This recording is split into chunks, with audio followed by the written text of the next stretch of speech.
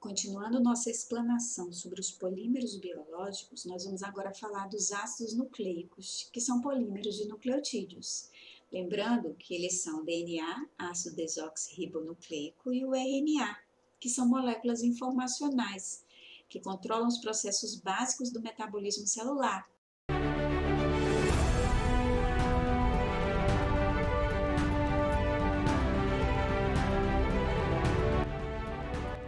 O RNA é o material genético que armazena a informação que é passada para as descendentes após a divisão celular. Já a expressão gênica é quando esse DNA é usado como manual para a síntese de proteínas e para a síntese de outros RNAs reguladores. Então, esse DNA, a informação contida na sequência de nucleotídeos do DNA, ela é transcrita em RNA mensageiro, também um ácido nucleico, também formado de nucleotídeos, e esse ácido nucleico serve de mensagem, de transportador e de maquinaria, que são RNAs ribossômicos, para a síntese de novas proteínas. Então, a mensagem é codificada no RNA mensageiro, ou seja, a sequência de nucleotídeos corresponde à sequência de proteínas que será montado por ligações peptídicas na proteína derivada da sequência do DNA, e além disso, os RNAs transportadores e RNAs ribossômicos contribuem para a síntese dessas proteínas. Então, falando na estrutura dos ácidos nucleicos, a gente lembra que eles são formados de nucleotídeos, tanto o DNA quanto o RNA, e esses nucleotídeos são compostos por alguns componentes, como um grupamento fosfato, uma ose, ou seja, um açúcar, aqui no caso a ribose, e uma base nitrogenada, que no caso do RNA, as 4 bases nitrogenadas que podem compor a estrutura do ácido nucleico são a adenina, guanina, citosina e uracila.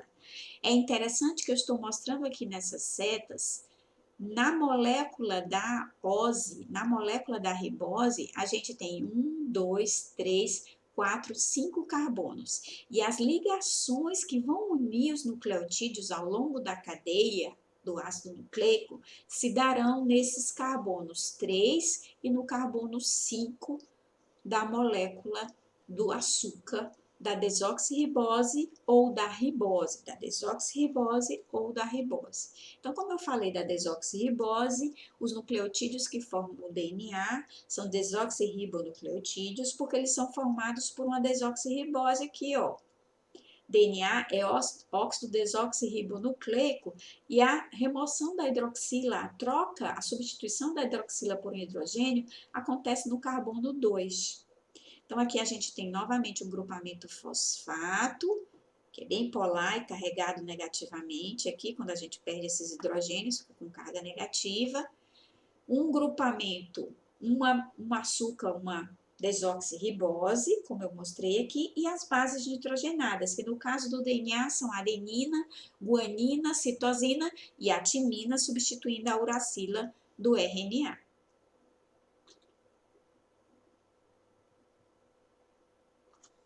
E agora a gente pensando nas diferentes características do DNA e do RNA, a gente vai listar aqui algumas diferenças entre esses dois ácidos nucleicos. Então, no DNA, as purinas, tanto no DNA quanto no RNA, as bases purínicas são a adenina e a guanina. Já as bases pirimidínicas, aqui a gente tem uma diferença entre o DNA e o RNA. A gente tem a timina como base pirimidínica do DNA e a gente tem a uracila como base pirimidínica do RNA. A citosina é comum ao DNA e ao RNA. Então, aqui no meio a gente vai ter sempre os componentes que ocorrem nos dois ácidos nucleicos. A pentose, o açúcar que forma o DNA é a desoxirribose, como eu mostrei aqui, é 2-desoxirribose, porque a hidroxila é substituída aqui por um hidrogênio, e no RNA é a ribose. Então, aqui a gente tem a hidroxila na ribose, a pentose. Por que é pentose? Porque tem 5 carbonos. É comum, tanto ao DNA quanto ao RNA, a presença de um ácido fosfórico que eu mostrei lá na figura do nucleotídeo. Uma outra diferença entre o DNA e o RNA é a localização celular. O DNA é localizado no núcleo, nas mitocôndrias e nos cloroplastos. O RNA é localizado também no núcleo, porque é lá que ele é sintetizado a partir do DNA, então tem RNA no núcleo.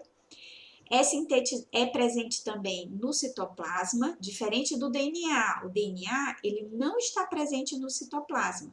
O DNA fica armazenado no núcleo, o DNA nuclear, ou armazenado na mitocôndria, o DNA mitocondrial, ou armazenado no cloroplasto, o DNA do cloroplasto.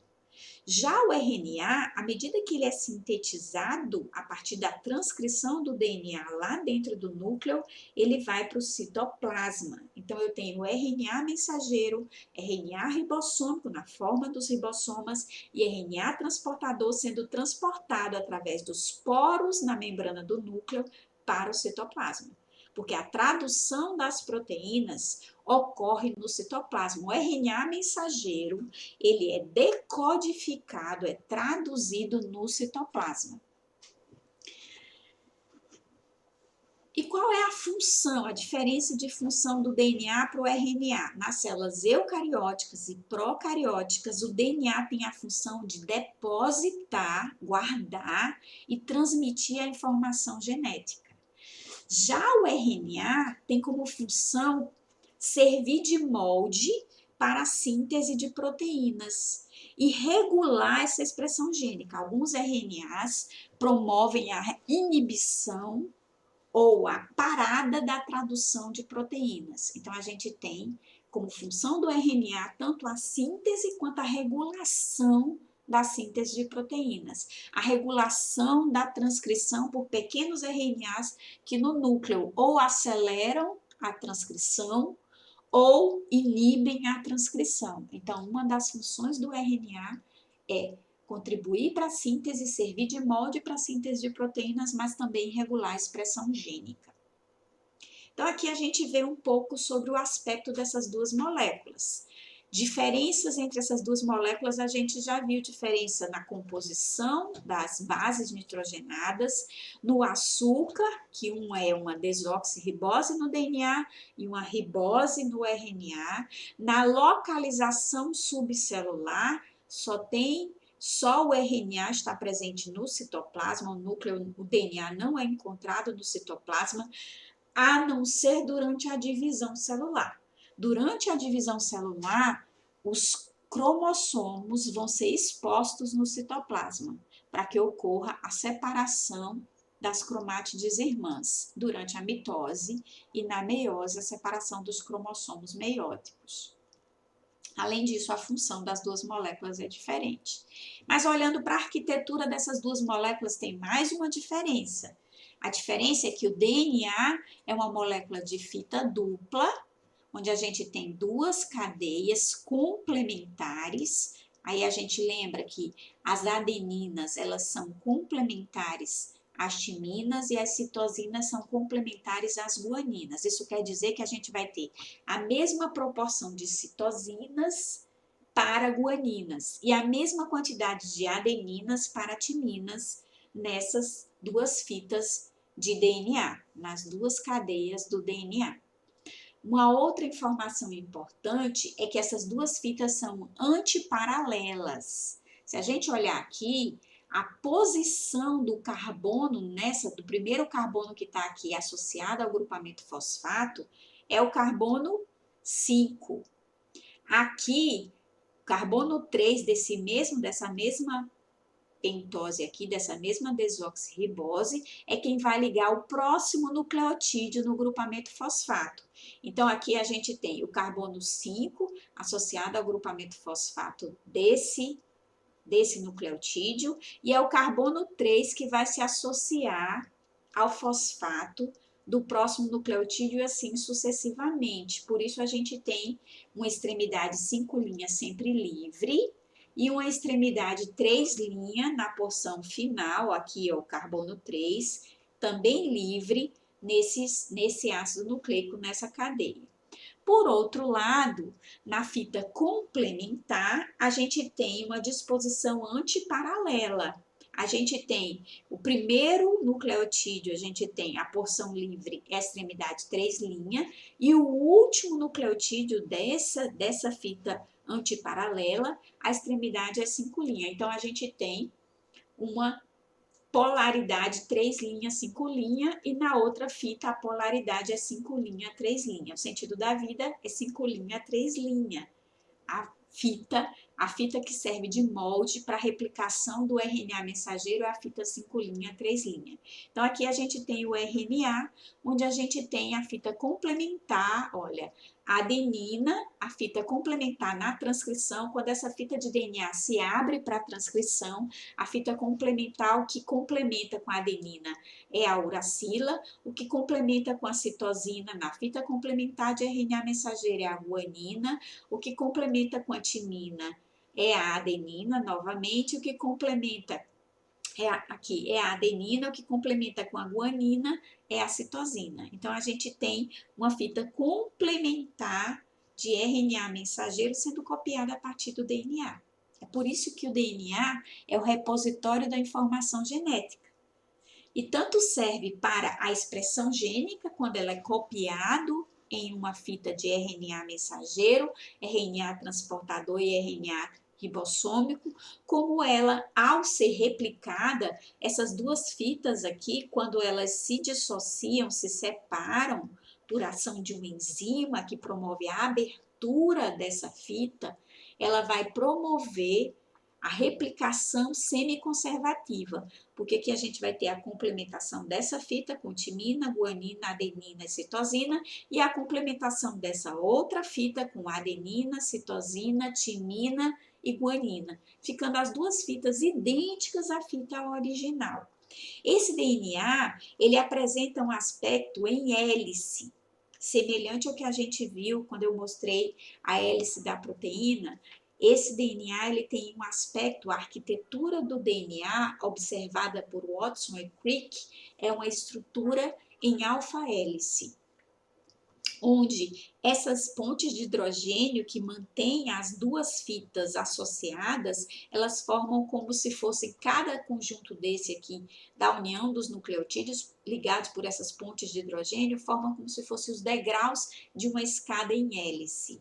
E aqui, os grupamentos fosfatos e os açúcares, as riboses, as desoxirriboses, formam como se fossem os corrimões da escada em hélice. Então, só para a gente entender um pouco as características dos principais tipos de ácidos nucleicos. Então, a gente tem aqui o DNA.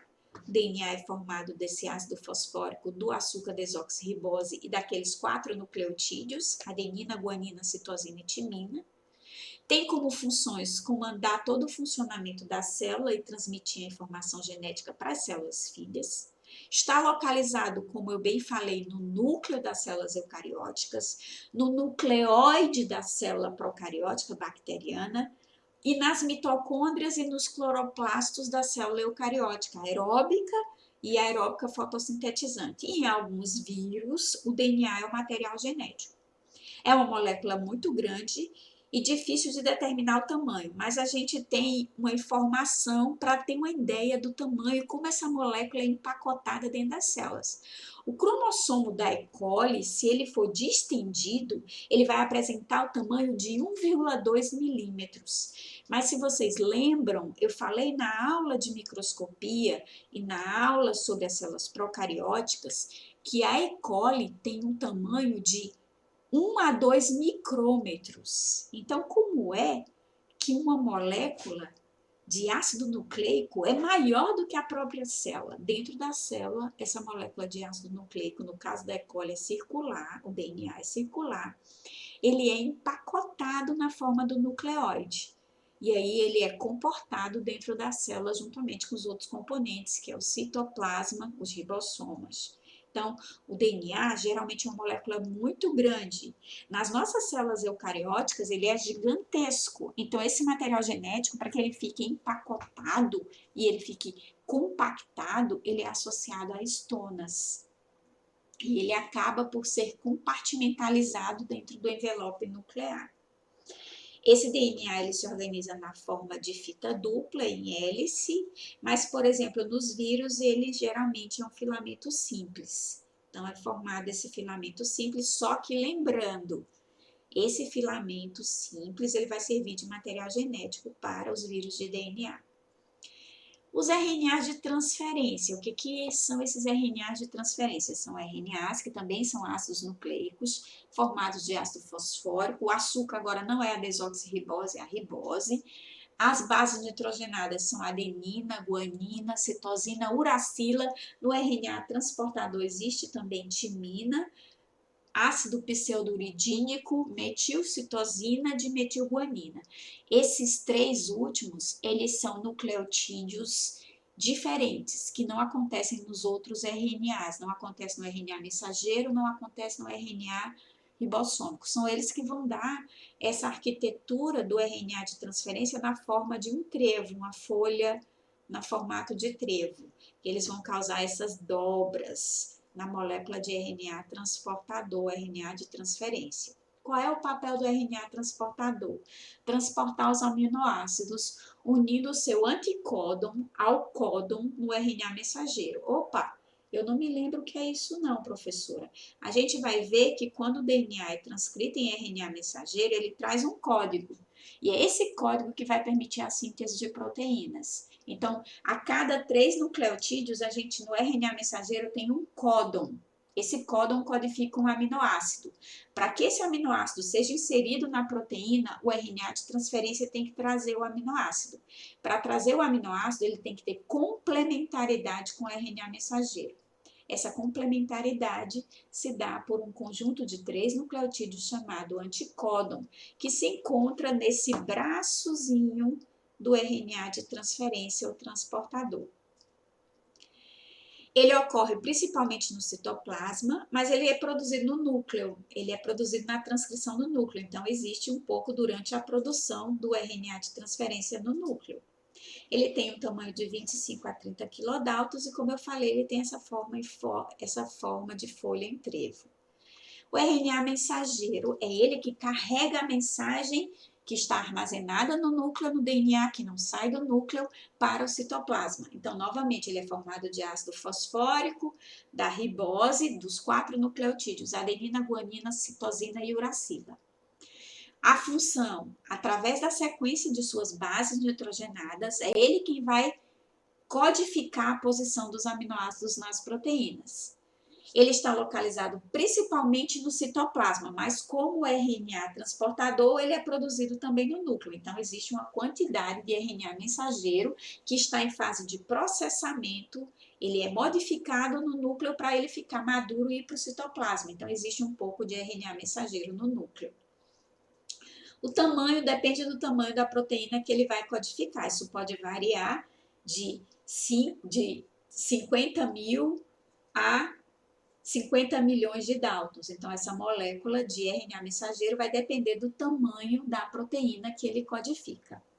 Eles são formados por filamentos de fita simples, contendo lá os códons. A cada 3 nucleotídeos é um códon que vai codificar um aminoácido. Os RNAs ribossômicos, que são os RNAs ribossômicos? Estão também formados de ácido fosfórico, são cadeias nucleotídicas formados de ácido fosfórico, ribose e as bases nitrogenadas, adenina, guanina, citosina e uracila, ligadas por ligações fosfodiéster, aquela ligação entre o carbono 5 com o grupamento fosfato e o carbono 3 do próximo nucleotídeo, carbono 5 e o carbono 3 com o grupamento fosfato, que é associado ao carbono 5 e assim sucessivamente ao longo da cadeia de ácido nucleico. Então, esse RNA mensageiro se combina com os ribossomos para formar o que a gente chama de polirribossomos. O ribossomo é aquela unidade formada de RNA ribossômico que vai ler o RNA mensageiro. Então, ele é formado de RNA ribossômico mais proteína. Então, RNAs ribossômicos mais proteínas formam os ribossomos. Eles se combinam, os ribossomos se combinam ao RNA mensageiro e formam o que a gente chama de polirribossomos. Ocorre no citoplasma, mas novamente Semelhante ao que acontece com os RNAs mensageiros e transportador, uma parte dele é produzido no núcleo, aliás, no nucleolo, numa região específica do núcleo, chamado nucleolo, onde os genes que codificam os RNAs ribossômicos estão presentes, a gente tem a fabricação dos ribossomos. Eles variam de massa molecular e o tamanho deles é calculado por esse coeficiente de Svedberg, que é o coeficiente de sedimentação, porque eles são separados por processos de centrifugação. E eles variam de 5 a 28 Svedberg, é o tamanho deles.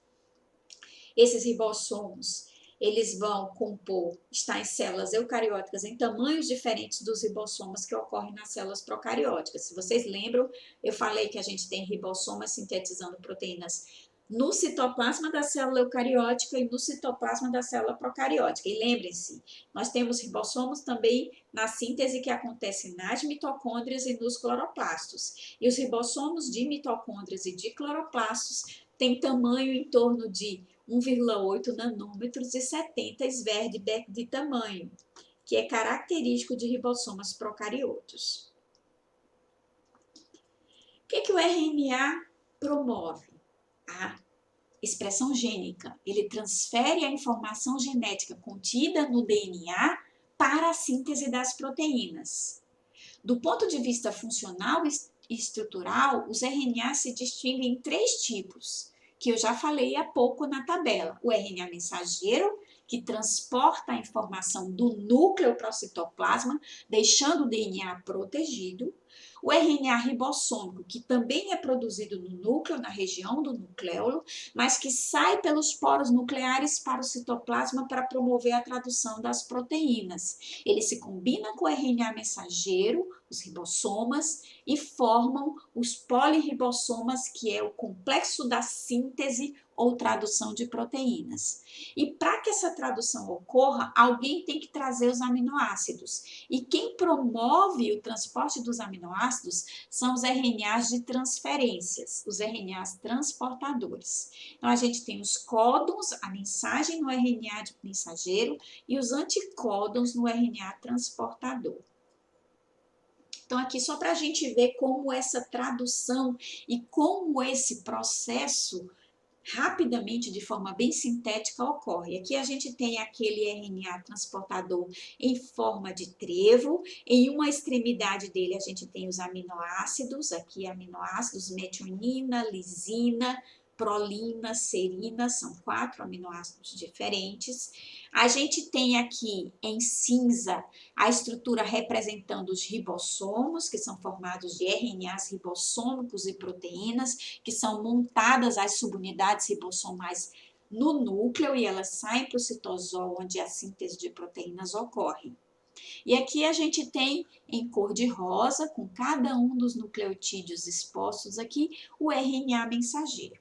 Se a gente observar aqui, esse RNA mensageiro, ele é complementar a essa região do anticódon do RNA de transferência. Só a gente olhar quem está aqui no slot, no sítio do ribossomo, o sítio da síntese de proteínas. A gente tem uma adenina, que é complementar com a uracila, uma uracila, que é complementar com a adenina, uma guanina, que é complementar com a citosina.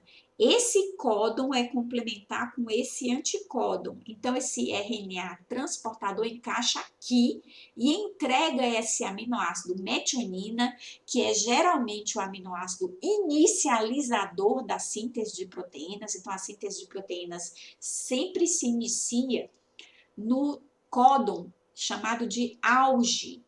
O início da tradução ocorre nesse códon com a inicialização pela inserção de um aminoácido metionina. À medida que essa metionina é ligada no início do polipeptídeo aqui, o primeiro aminoácido, esse ribossoma transita para o próximo códon, que está aqui, adenina, adenina, adenina. Esse triplete aqui são 3 adeninas. Qual é o aminoácido que é complementar a esse códon. É o que contém o anticódon uracila, uracila, uracila. Esse aminoácido é a lisina. Aqui eu vou pedir para que vocês reciclem aquela tabela do código genético degenerado, que mostra que a combinação dos 4 nucleotídeos codifica mais de 64 anticódons, porém nós só temos 20 aminoácidos, por isso que o código genético ele é denominado degenerado, porque cada aminoácido, a maioria dos aminoácidos tem mais de um códon e mais de um anticódon, que significa a posição daquele aminoácido, a inserção daquele aminoácido na cadeia polipeptídica.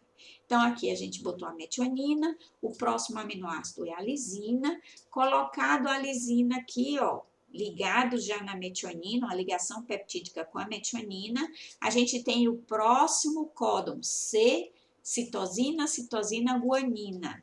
Esse códon é complementar a guanina, guanina, citosina, que codifica a prolina. Então, aqui, o RNA de transferência vai inserir no sítio do peptídeo, que a gente tem o sítio do aminoácido, que é onde chega o aminoácido, vai encaixar no sítio do peptídeo, no sítio do aminoácido, a região do anticódon da prolina. E à medida que for feita a ligação peptídica, essa prolina vai ficar associada a esse peptídeo nascente que está crescendo aqui. Esse último exemplo de códon aqui é uracila, citosina, citosina, que é complementar a adenina, guanina, guanina e codifica o aminoácido serina. E assim sucessivamente, a sequência de nucleotídeos, aqui só tem 4 aminoácidos, é um tetrapeptídeo, não é uma proteína. Para ser uma proteína, a gente tem que ter mais de 100 aminoácidos. A gente teria uma cadeia longa de RNA mensageiro, vários RNAs transportadores com seus anticódons iriam no sítio de formação da ligação peptídica no ribossoma, associando esses aminoácidos à medida que encaixam e complementam com esses códons e anticódons.